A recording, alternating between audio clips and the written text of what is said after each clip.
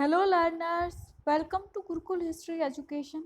आज हमारी हिस्टोरियोग्राफी पर ये 7 क्लास है और इस क्लास में भी हम कार्य कारण संबंध को डिस्कस करेंगे। तो स्टार्ट कर लेते हैं। अभी तक हम देख चुके हैं कि प्रत्येक कार्य किसी न किसी कारण से ही होता है। इतिहास के संबंध में भी यह बात सत्य है। ईएच कार ने तो कार्य कारण संबंध को इतिहास की कुंजी कहा है। कार्य कारण सिद्धांत के मूल में यह तथ्य निहित है कि प्रत्येक कार्य का कोई कारण होता है और प्रत्येक कारण कार्य के रूप में प्रतिफलित होता है। कारण कार्य को उत्पन्न करता है और आगे चलकर वही कार्य अन्य कार्यों के लिए कारण बन जाता है।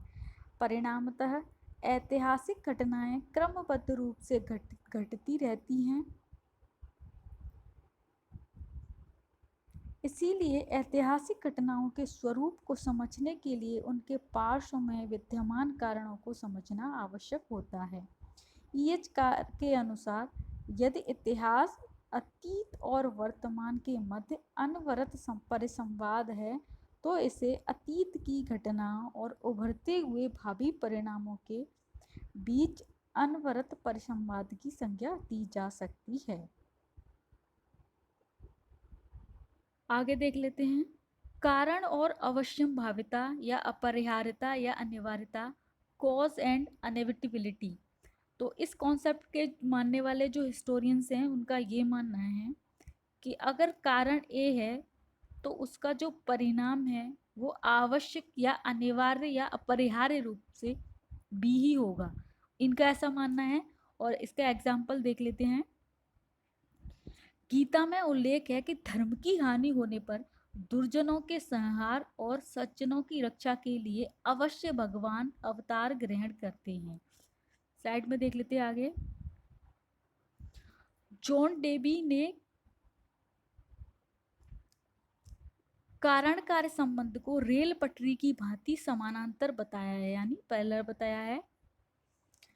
इसका तात्पर्य यही है कि कारण के साथ साथ उसका जो है परिणाम भी चलता है। कारण के उपस्थित होने मात्र से ही कालांतर में उसके परिणाम की अवश्यंभाविता बन जाती है। इन हिस्टोरियंस का मानना यह है कि अगर कोई कारण उपस्थित होता है तो आगे चलकर उसका जो परिणाम इन्होंने सोच रखा है, इन्होंने जो कल्पना की है कि अगर कारण ये होगा तो उसका परिणाम ये होगा, तो अनिवार्य रूप से परिणाम वही होगा।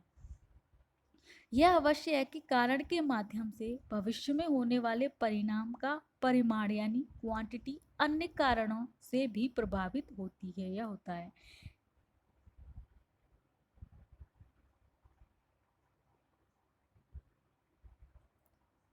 इसलिए उनके घटने के स्वरूप और समय की सुनिश्चित भविष्यवाणी नहीं की जा सकती।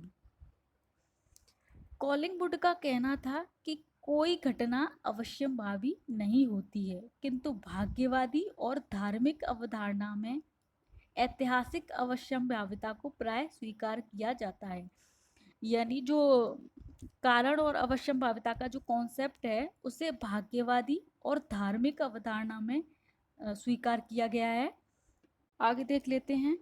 विजेरी हैं, मेंडल वॉम हैं, एडम स्मिथ हैं, ईगल, ये सभी इतिहासकार ऐतिहासिक अवश्यंभाविता यानी भाग्यवादी और धार्मिक अवधारणा में विश्वास करने वाले इतिहासकार हैं। मार्क्स, टॉलस्टॉय और ईएच कार ने विभिन्न कारणों के आधार पर घटनाओं की अवश्यंभाविता को व्याख्यायित किया है।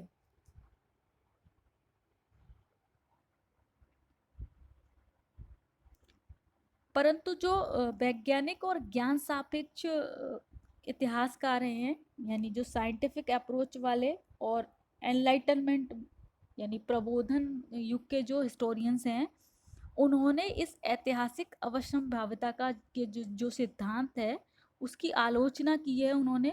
और उनके अनुसार इतिहास में कुछ भी अवश्यंभावी यानी अनिवार्य नहीं होता। कई बार कारणों के उपस्थित होने पर भी आकस्मिक परिस्थितियों के कारण घटना उस प्रकार नहीं घटती जैसे कि इतिहासकार ने कल्पना की थी। तो इसलिए इतिहास में अवश्यंभावी या अवश्यभावी और अनिवार्य शब्द के स्थान पर संभाव्य शब्द का प्रयोग करना उचित होगा, ऐसा मानना है प्रबोधन युग के इतिहासकार और जो साइंटिफिक अप्रोच रखने वाले हिस्टोरियंस हैं उनका ऐसा मानना है। और उन्होंने इस सिद्धांत की जो है कॉन्सेप्ट की आलोचना की है।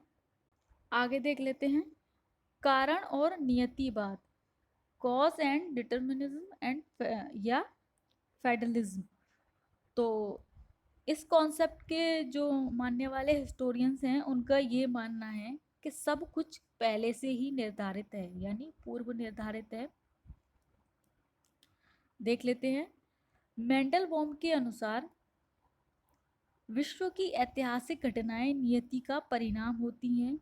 उसके अनुसार कारण एक दूसरे से संबंधित होते हैं और नियतिवाद को जन्म देते हैं। यह सार्वभौमिक नियम है कि प्रत्येक घटना और मानवीय कार्य व्यापार कारणों की नियति का परिणाम है। हीगल और मार्क्स जैसे चिंतकों ने कारणों का विवेचन करते हुए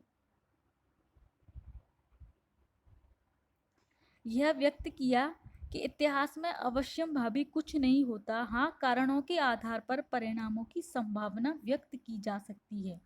ऐतिहासिक घटनाओं के घटने में बहुत से कारण विद्यमान होते हैं।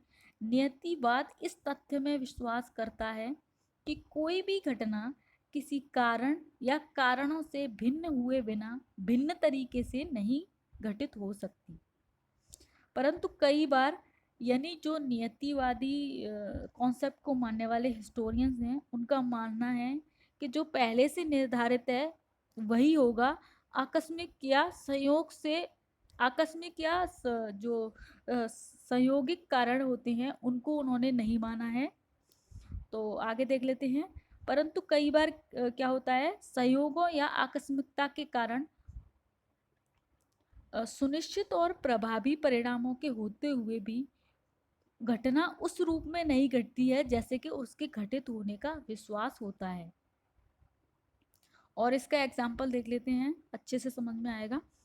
उदाहरण के लिए सिकंदर और पोरस के मध्य बितस्ता के तट पर हुए युद्ध में पोरस के पास सिकंदर की तुलना में विशाल संख्या में हाथी, रथ, अश्वारोही और बड़े बड़े धनुषों से युक्त सैनिक थे। ऐसे में युद्ध में पोरस की विजय की संभावना अधिक थी, परंतु युद्ध के पूर्व की रात्रि में हुए घनघोर वर्षा ने बेहद संभाव्य परिणाम को बदल दिया। वर्षा के कारण पोरस की सेना ना तो अपने रथों का प्रयोग कर सकी और ना उन बड़े बड़े धनुषों का जिन्हें भूमि पर रखकर निशाना लगाया जाता था।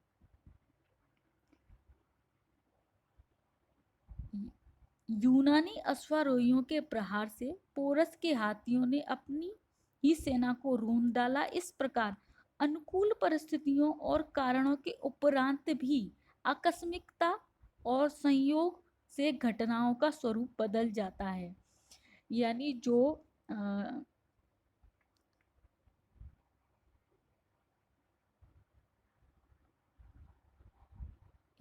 नियतिवादी हिस्टोरियंस हैं उनका ये मानना है कि पहले से ही सब कुछ निर्धारित है और वो आकस्मिक और संयोग से होने वाले जो आकस्मिक और संयोग वाले जो कारण होते हैं या परिस्थितियां होती हैं उनको नहीं मानते हैं।